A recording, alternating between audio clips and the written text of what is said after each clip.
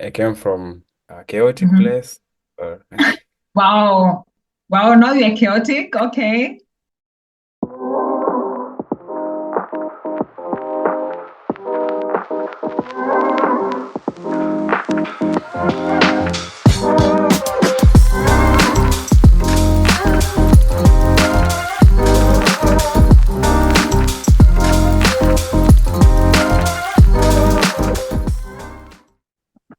Hi, yeah, everyone. Welcome to We Are Theo. It's another new episode. This is an exciting new way or something that you're trying out. So I hope that you're going to enjoy this format of episode. My name is Laki Gondu. And my co-host is somewhere coordinating all this. We are really, really happy to have you. Thank you so much for the support that you've been giving us in our previous episodes.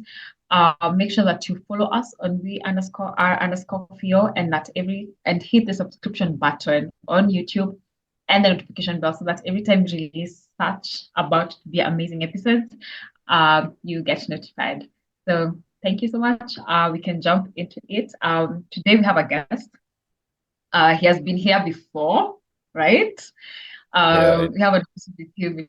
Yeah, we'll make sure that we put the link to that episode on this yeah. episode so that you can also watch that. But I'll allow him to introduce himself again, tell us what his name, what he's up to, and then we can dive into the conversation of the day. Yeah, Take it. thank you so much, Leah. Uh, Yeah. I'm so happy to be back again. My name is Nathan. To come a friend of We Are Theo. From time back, when you guys were starting, I think so. And Yeah. yeah, yeah, I'm happy. I'm happy to be invited. It's a pleasure. The pleasure is all mine to be part of this again. Yeah. So thank you so much. It's always our joy to have people back into our episode. That means you had a good experience last time. We did not put you on the spotlight, but Yeah. yeah, so we're really happy to have you here. And maybe to just give a background on why actually we are recording the video this way is because we are doing a video on transition and specifically transition to our new country and new environment. And Nathan here is not in country, so we cannot have a physical shoot, but we'd want to learn more about his experience in transitioning to a new country, new lifestyle, new everything, and how that was for him.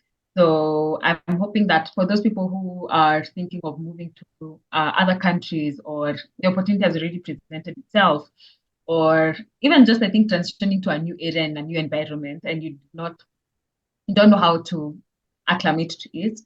I hope this episode is able to give you some tips on how you'll be able to do that. So, Nathan, let's start with how tell us your story on moving. How did that whole moving story happen from when you knew you're going to be moving? What was that process like for you? Um, and now the actual movement taking place. And where exactly are you located, if you don't mind? Uh, okay. Thank you once again. Yeah. Currently I'm in Australia, in Queensland. Queensland is the state where I'm in, and Mm. yeah, I remember before I left Kenya, I had like a last moment with you guys. Even Yeah. had, yeah, okay, it was uh, let me say mixed feelings. Mm. Happy, and then at the same time Yes, quite and sad and confused. Like I yeah. don't know what this has for me. Like uh, Mm. it was my first time, of course, coming here. Yeah. Like I'm just, hoping for the best, but I don't really know where I'm going and how it is. So, Yeah. yeah, just prepared myself psychologically. Lucky enough, I had a few people that I knew over here, Oh, nice. Kenyans, of course. Yeah, Mhm. so I was in constant communication with them, and I think that really helped me a lot because they kept on reassuring me that everything is gonna be right when I get here, and like with their support and like moving around. So I Yeah. arrived at the airport, and then There's this friend of mine, a former classmate in campus back in Kenya, that had Mm. already come here like maybe uh, 6 months earlier, Yeah. less than a year. So he actually picked me up and took me around. He even helped me get a house while I was still in Kenya. So I paid for Oh, my house here while I was still in Kenya. So it yeah. was, I'd say it was, uh, not so hard for me Mm. because I kind of had my stuff sorted out. Yeah. So when I got here, he picked me up from the airport, took me to my house, Mm. and showed me around, like Yeah. how things are run. And of course, a little culture shock for me, different food, Mm. ugali na mi nilikuwa nakula sana Kenya. You get Yeah. here, oh, I remember you used to yeah, say in a week it used to be like 6 times out of the 7 days. yeah, yeah, So I get here like, different food. If you test the chicken, it tastes different from the one you used to test Mm. at home. This is a Like KG. what? So first, it was a bit challenging. I lost weight, and was Oh, also, yeah, I was also a gym buddy mm, with the people. So of yeah, course, I had to forgo that for a while as I readjust. The weather was so different from the one in Kenya. yeah. 'Cause by the time I got here, it was winter. Right now we're in summer. Mm. Just getting at the end of summer. So it was so cold at that time. And I arrived at the airport. It was, I don't know, like maybe -2 degrees on that day I arrived. And I was just freezing. Like, what? So what's this place? So the first thing I did actually on the first day, my friend got me to buy a heater, like a portable heater. At Mm. least that helped me out. So Yeah, other than the culture, I mean the food, the culture, yeah. the weather, of course, new currency, new expenditures. Mm. Of course, everything is much more expensive as compared to Kenya when from the basic stuff like food, Mm. clothing, even housing is so It's expensive. expensive. So yeah, you just have to be ready for that. Yeah. But as I told you earlier, good enough for me. I had been prepared for all this with my Mm. friends. So Yeah. I had my plan really Well, sorted. well. Yeah, yeah, Yeah. well sorted. So yeah, it wasn't a walk in the park, but it wasn't as rough as I've That's had other sounds bad. people's stories. Yeah, Mm. yeah. So What was the reaction of like family and family members? And also maybe you can also tell us what instigated the move. Is it an opportunity? Is it being like, you know what, I'm tired of this country. yeah, Um, I want to go and see what is out there. yeah. Or was it studies? What instigated the move? And also, what was the reaction of like family members? Just close people to you to the move. Because I also think when I've seen people leave the country, they also don't come back as Mm. like they don't come back quick into the country. Just like take 2 or 3 years before actually they come back. So I'm sure it's usually like sometimes quite hard for the family. So how was that experience for you? Yeah. Yeah. So first, what the instigated the Okay. move Yeah. was, yeah, of course, number one, I was tired with with the country. Like, The yeah, taxes. okay, the taxes are much higher over here, Yeah. but then, Oh, yeah, at least a good thing for here, you pay high taxes, but you can see like how your taxes are being used. Everything is yeah. working, things are working. Yeah.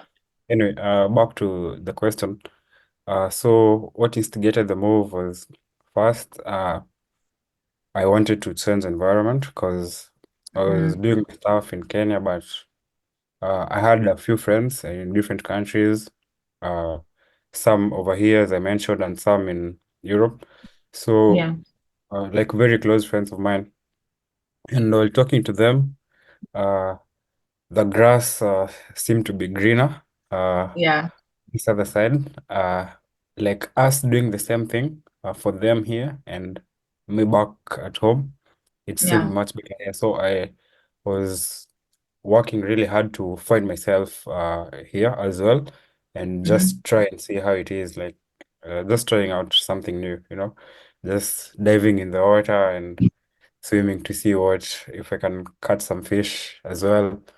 Yeah. And so in regards to that, I also enrolled for a master's, Hmm. uh, and at the same time, also got working rights. So Yeah. it was for school and work Hmm. to make money. And the reaction of my family was, I don't know, like everyone was so sad about it. Hmm. I remember the last day when I was leaving, I had my sister and my brother at the airport, and they are almost breaking down. Like they couldn't imagine them surviving without me for the next, I don't know how many years. So You were the big brother when there was no pocket money they would call. yeah, exactly. Yeah, because I'm the firstborn in my Yeah. family. And yeah, but I just had to keep on reassuring them that, you know, uh, the current world is a global village. And that's why, of Yeah. course, we are having this interview as well. Uh, Yeah. so as much as I'll be away physically, but we'll still be in touch. Our thoughts are together always. We can Yeah. get video calls and stuff. If we want to exchange anything, we can just be talking constantly. Yeah. And yeah, of course, my parents as well. They also like, oh, they can't imagine, me being away for such a long period of time. But I just told them to get used to it and everything will be all right. So, hey, it comes with, a mixture of emotions, like it's a Mm. roller coaster of emotions. You're happy, you're sad at the same time, but yeah, you get used to it with time and everything comes to be all right. Yeah. Everything comes alright. Oh wow. Yeah. Um, yeah, I can imagine. Because even for us when you were moving, it was like, yeah, it's a good opportunity, but at the same time, like, yeah, you're happy, but at the same time, you're sad.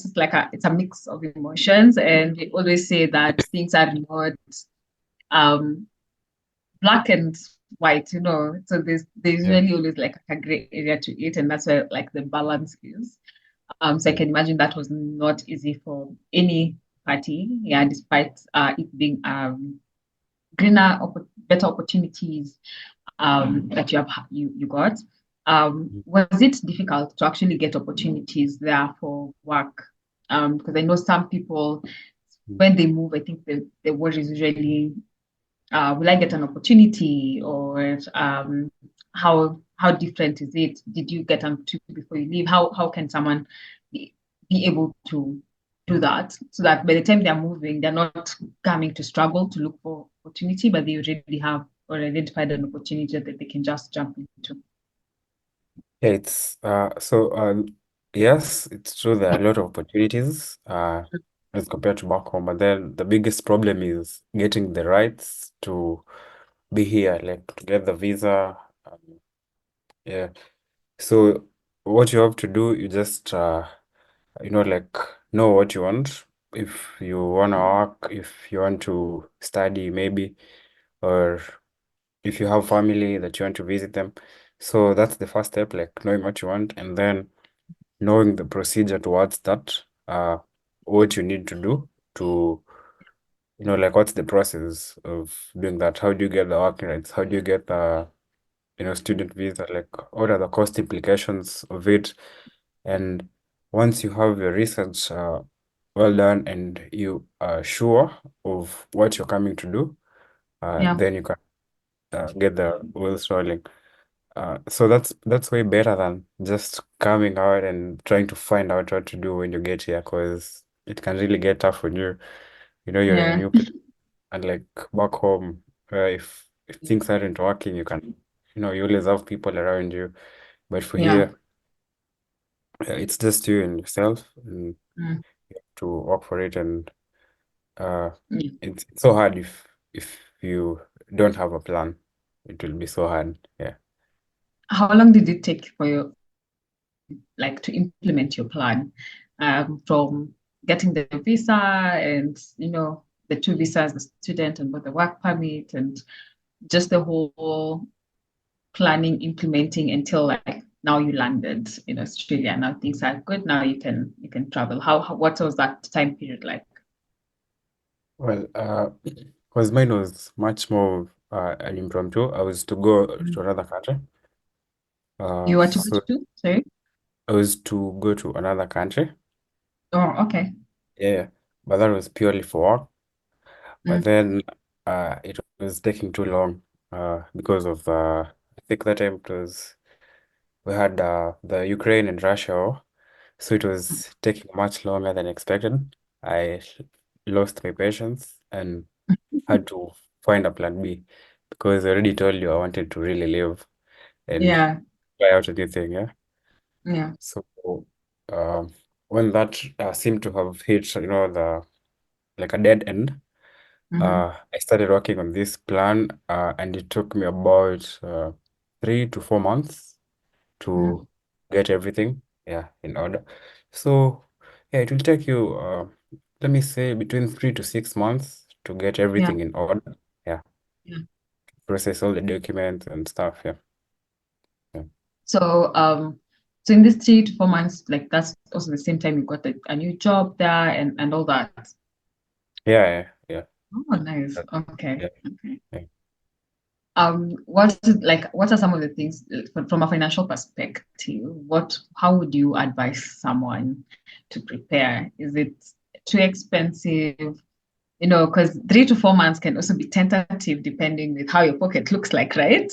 True, Because I'm true, very true. sure some of these things have a huge cost implication. Yep. So from your experience, how would you advise someone to prepare financially for a move to another country? Yeah, you have to prepare really well. Uh, Yeah. it will cost you so much of to just process everything while back home, and also when Mm. you get here, things won't just work. You won't just land and And everything is working. So magic. yeah, magic. So you also have Yeah. to need to have like money that can sustain you for a while. So like for my case, at least I was sure I was going to survive for maybe 3 months, Mm. like with money that I had from Yeah. Kenya to pay everything, Yeah. my rent, my bills, food, Yeah. everything, all the basic stuff, Yeah. transportation. Mm. Yeah, so it costs. It's not A cheap. good It's one. It's not yeah, cheap. it's So not cheap. that's So you something else someone should consider actually. yeah, If they're you should consider that. starting, they should start like saving and stuff like Mhm. that. Yeah, save towards that, have enough Yeah. money, and in fact, in most visas, including here, Yeah. you'd be asked for bank statements so that they know you can sustain yourself while here. So you also Yeah. need to have good balances in your bank account, unless you're Yeah. getting a scholarship, maybe a fully funded scholarship, they won't need that. But if you're coming by your own, Yeah. for work or for studying, even I think Mm. even if you're coming to just visit, you have to prove You can be able to pay yeah, for yeah, things and sustain yourself. yeah. So in terms of money, you have to plan yourself. Well, you need to have enough money for that. So you just have to research and know about that country, like roughly how much you need, to pay for your Hmm. stuff, and what's the cost of living like in that place, how Yeah. much the average rent, how much is the cost of food and stuff, and just have all that money. Yeah, So you like create a budget, yeah, do create a your research and know how much you need. It's more of like an emergency fund kind of thing. yeah. Um, that by the time you're moving, even despite having an opportunity ready for you, just make sure that you able to sustain yourself over a period of time. Yeah, be able to sustain yourself for a while before you Yeah. get your stuff all together. Yeah. Mm. Yeah. So now from a personal perspective, what was one shocking thing that you experienced when you got there? This can be either it's food or it's like cultural or yeah. What is like one like you are just like, my God, what world is this? Uh, well, a lot of shocking stuff. Maybe you can give us like maybe three.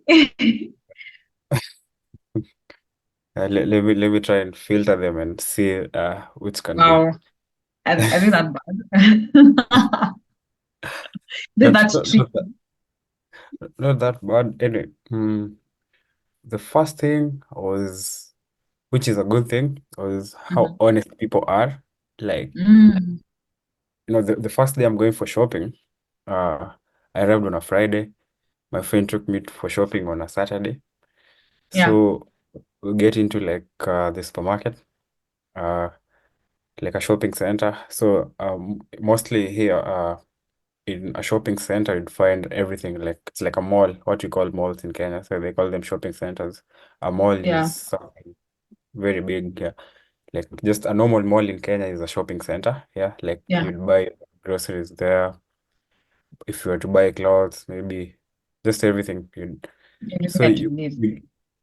you get into one shop Yeah. to another with the same trolley. So I don't know. Let me use an example of Kenya. You have Naivas and Mm. maybe which other supermarket is famous in Kenya right now? I think Tuskys was Mart, closed. quick mart, Ecomat, quick Quick Mart. mart. Yeah. Quick mart is only So famous for us. so assuming you have Quick Mart and Tuskys Yeah. next to each other, maybe in a place like Garden City or TRM. So Mhm. you'd get a trolley from, the way you get into the shop. Yeah. First of all, you don't have to leave your bags outside. You get to the bags inside because Wow, they trust people. no one is going to stay and pack stuff in their bag. So you Yeah. grab a trolley at Tuskys, do your shopping, check out, then you're allowed to leave with the trolley uh, Yeah. after checking out. So with the same trolley with the stuff you've bought at Tuskys, you get into Quickmart with everything in the trolley. You buy your stuff at Quickmart. When you get at the counter, you just pay Yeah. for what you bought at Quickmart, while you still have your Tuskys stuff in the same trolley. And Hmm. no one like does anything fishy, like anything crafty. You don't Wow. hide stuff. Like you just use the same Yeah. trolley until you're done with the shopping. You get to like five, six shops. Maybe you're to buy a cloth, to get into a butchery to buy some beef, you're Yeah. to buy groceries, onions, get into another store, buy something else. So you use the same shopping cart, put everything in one, like in that. Yeah. And once you get to the checkout, you just pay for what you bought in that, like in that shop, That shop. without, without hiding anything. Uh, Yeah. and maybe telling them that you bought it in the different shop. Like Mm. the honesty is It's very high just, because I can yeah, imagine here we would have several cases, or maybe it's just a perception we have that people can actually not be. yeah, I that don't people know. can actually, yeah, human beings can Yeah. be nice. Like, people are so Yeah. honest. Yeah. Yeah, it was also safe. Like you you just park your car. Uh, People park their cars anywhere, uh, and they feel safe. Like maybe someone is catching a train because mostly people use trains and buses. So they Yeah. just leave their car like on a parking alongside the road and And that- just leave it for even a day, 2 days. You'd walk on the streets, with your phone, just yeah. using the maps or chatting or calling someone. Because I remember while I was still in Nairobi, you could not have done that. In Ingeta hour, town. like in the Just CBD like, let and me you're call you using your phone. later. It was so rare to find Yeah. someone Yeah. just texting or using a smartphone especially. So I get him like everyone is using their phone in the streets. No one cares about you. Like Yeah. no one can steal your stuff. You know. But like the lack of safety is not something that is in their mind. Like they're not, like for Yeah, us already, when you get into town, you're already agitated. You feel like yeah. you need to, keep your bag a bit closer. So that's Mm. not the case there. Like people don't even think you could steal their phone. Yeah, people are That's just an interesting experience. Yeah. yeah, people are so free, uh, and which I found it to be a good thing. Like you feel so safe. Uh, Yeah. yeah, you just feel so safe. Another thing was how people follow the rules. Like for a good example is on the roads. Uh, if the speed limit is maybe 40, if it's 60, everyone is going at that limit. That's Yeah, there's of course, no yeah, there are big like uh fines and stuff if you go against those rules. But okay. okay, that doesn't apply everywhere. There are places without cameras, whereby someone Mm, can just overspeed if they chose to, or yeah. someone can decide to pass a red light because there are no cameras. But okay, most places have cameras, but some don't. But even in Yeah. those places that don't have cameras, and people just follow the rules. Mm, Yeah, everyone is just doing what's right, straight. or rather most people are doing Mm, what's right. Yeah. So, right. so found that as a shock because I came from, I don't know how to call it, a chaotic Mhm. place. Or, Wow. Wow, now you're chaotic. Okay. oh, That's well, fine. including You, myself, I was used to that, just like, and blind. yeah, like you're just used to, you know, everyone doing everything their own way. Yeah, yeah. When you get here, like, you just have to follow the rules and it gets into you. So I find it as a good thing. Hmm. As much as it grounds you, you don't have really, a lot of freedom to do what you can. Like in like our country, you can just get into club. Uh, Yeah, someone gets drunk and someone gets into their car. They drive home. yeah. It's very rare to find that here because if find some things like drunk driving stuff so high, so people are so afraid of that. And yeah, so you find that at the end of the day, there's a lot of order. Uh, Hmm. Another thing was I don't know the dressing. Like people are so free in their dressing. Uh, and like in especially let me say for ladies back at Yeah, home, I yeah. feel so much for you guys. Like everyone is Wow. usually cares on how you dress, even if you go to the gym. You can't just Yeah, dress really like the boda guys will be on your case, everyone will be on your case. Like here, no yeah, one cares. Yeah, like you go to the city, uh, everyone is just dressed, like in their own way, yeah, and no one yeah, really cares about that. Like I find that to be a good thing because you do you like do what makes you happy. Yeah, yeah, like yeah, yeah. everyone just cares about their own business as long as Their you're own not getting business. someone else's business. Yeah.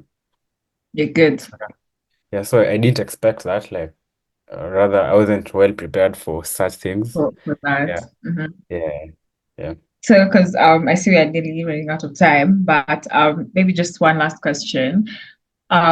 You've talked about a lot about how you prepared yourself, some of the things that you had to have in place. What's one thing that you never expected or you wish you prepared for better, or you wish you just prepared for it? Yeah. Well. Uh, One thing that Apart from the dressing. Yeah. well, the dressing doesn't affect me directly. One thing I'd say that I didn't expect Yeah. that came as a shock on me was how I don't know how to put it. Is it hardworking or how people work, like the work schedules Mm, over here, like how strict they are. Back at home, we have a lot of freedom. Like you can just stay away from work if you wanted to, mm, anyhowly. You could just call in sick. You could just decide and you're hungover. I'd say that day, yeah. Yeah. no, not showing up. Yeah, but here it's like such things are so serious. Like everyone really follows the work rules to the letter. Like Mhm. if you're supposed to work on a certain day from this time to this time, everyone will be Yeah. there. Yeah. Everyone will be doing what they're supposed to do at that Mhm. time. So I was, well, maybe this I got this from my previous workplace where I was Yeah. working back in Kenya. We were so free that we'd just do what we wanted, you know. So Get into maybe, work, maybe not. yeah, yeah, I developed a bad habit of, Yeah. we're supposed to start work at 9. Everyone comes to work maybe at 9:10, 9:15, 9:30. Yeah.